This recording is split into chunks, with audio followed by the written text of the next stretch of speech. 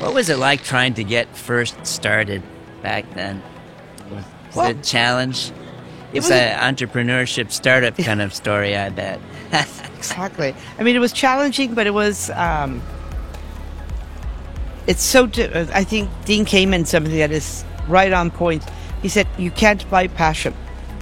There is no checkbook big enough to buy passionate, committed people. And who is more passionate and committed than a parent? Mm-hmm. As a parent, you see something that is good for your children, and you see the potential it could be for other children, especially when you think of underserved kids. You have to do it. I mean, there is... Do you see that as the impact with FIRST as it does serve? I think a lot of people think that these competitions are for the nerdy brainiacs that maybe don't need any extra help, right?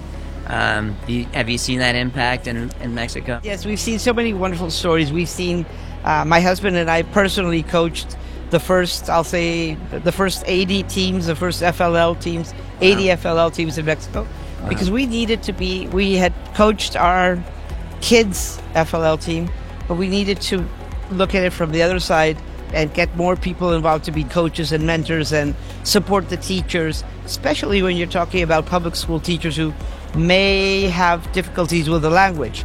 So we've seen stories of children who apparently were living in very complicated circumstances at home, that when you talk at them, they would shrug.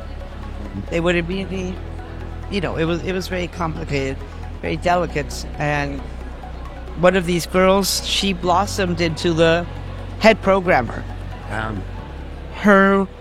She was like a flower. So she bloomed. It was amazing.